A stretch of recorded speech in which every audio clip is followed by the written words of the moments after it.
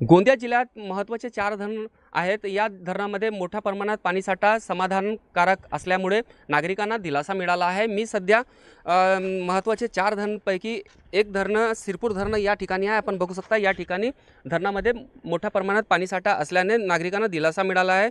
उन्हाळ्याचे 3 महिने लक्षात घेता पाणी टंचाई भीती सध्या तरी दूर झाल्याचे चित्र आहे।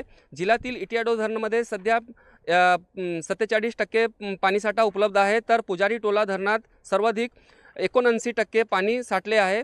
याशिवाय सिरपूर धरणामध्ये 39%, तर कालीसराड धरणामध्ये 42% पाणीसाठा उपलब्ध असल्याची माहिती प्रशासनाकडून देण्यात आलेली आहे। सध्या 4ही धरणामध्ये समाधानकारक पाणीसाठा असल्याने जिल्ह्यातील शहरसह ग्रामीण भागातील पुढील 3 महिने पाणी पुरवठा सुरळीत राहण्याची शक्यता व्यक्त करण्यात आलेली आहे।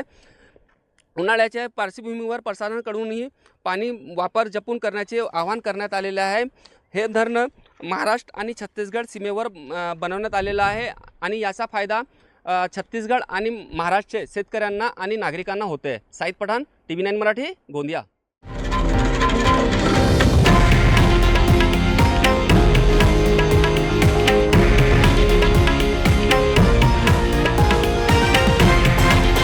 हे आहे देशातील नंबर 1 न्यूज नेटवर्क आणि आपण पाहत आहात TV9 मराठी, एकमेव।